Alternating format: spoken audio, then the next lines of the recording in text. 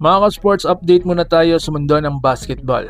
Mainit po ang usapin ngayon dahil may bantang paghihiganti ng Thailand laban sa Gilas Pilipinas 3v3. Bukod dyan, usap-usapan din ang revelasyon ng isang ESPN sports writer kung bakit hanggang ngayon ay hindi pa rin nakakapasok sa NBA daw si Kai Sotto. At hindi po dyan nagtatapos. Nandito rin si Rondae Hollis Jefferson para tulungan ang TNT kahit injured. Habang si Calvin Abueva naman ay biglang nanahimik matapos ang kanyang kontrobersiya. Kaya siguraduhin tapusin ang video nito dahil marami tayong pag-uusapan ngayon. Kung trip mo po ang ganitong content, paiwan ng follow at pa-subscribe na din. Tara po, simulan na natin.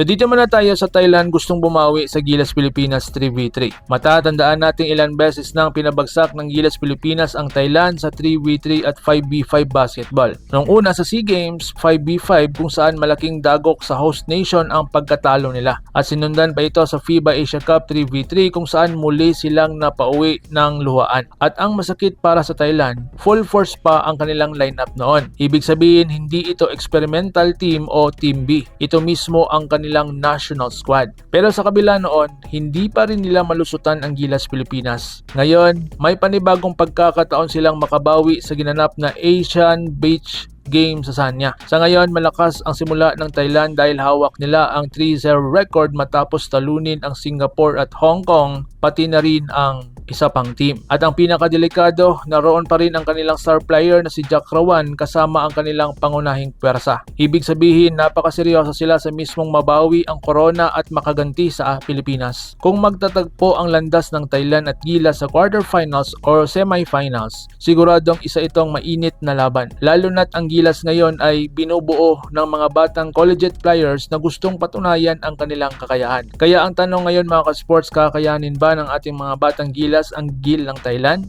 o muli nating paiyakin ang kanilang koponan? So dito naman tayo sa ESPN writer, inamin kung bakit wala pa sa NBA si Kai Sotto. Samantala sa kabilang balit, muling pinag-uusapan si Kai Sotto matapos maglabas ng opinyon si Brian Windhorst ng ESPN, isa sa mga pinaka-respetadong NBA insider sa Amerika. At ayon po sa kanya, may malinaw na dahilan kung bakit hanggang ngayon ay hindi pa rin nakakapasok sa NBA si Kai. Sinabi niya na kung si Kai ay naglaro noong dekada 90, malaki raw ang chance na nasa NBA na po siya ngayon. Bakit? Dahil noon sapat na ang sobrang tangkad, rim protection at post presence para makapasok sa liga. Pero iba na raw ang modern NBA ngayon. Sa kasalukuyan, ang mga big men ay kailangan marunong mag-dribble, pumasa, mag-shot sa tres, mabilis dumepensa sa guards at mataas ang overall skill level. Hindi na po sapat ang height lamang, kaya kahit may taas si Kai at malinaw ang potential, kailangan pa niyang iangat ang kanyang laro sa mas mataas na antas para makasabay sa modern NBA style. Pero huwag natin kalimutan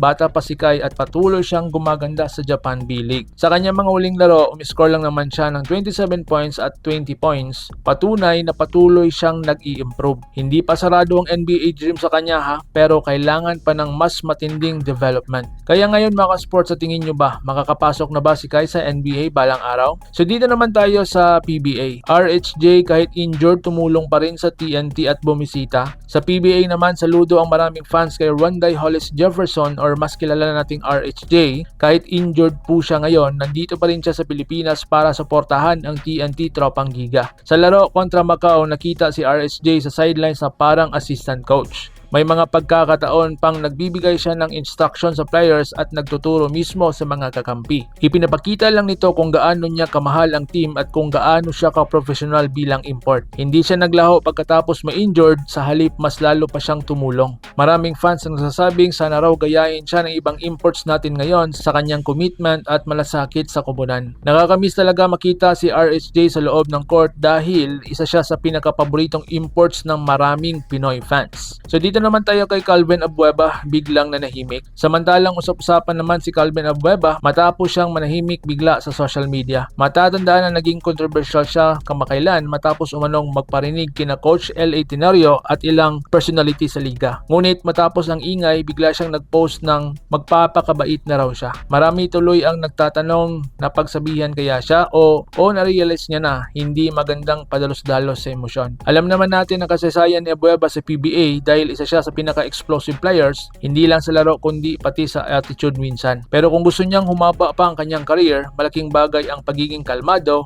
at disiplinado. Dahil sa kanyang talento, malaking kawalan sa liga kapag nawala siya muli sa eksena. At iyan mga ka-sports ang latest update natin sa basketball world. Thailand gustong gumanti sa gilas, kay Soto may hamon pa bago makapunta sa NBA, RHJ tunay na professional, at Calvin Abueva biglang tumahimik. Kaya ano ang pinakamainit na balita para sa inyo? Comment your thoughts below, at kung bago ka pa lang dito sa ating munting channel, huwag kalimutang i-like, subscribe at pindutin ang notification bell para updated ka sa susunod nating upload. So paano? Ingat po kayo.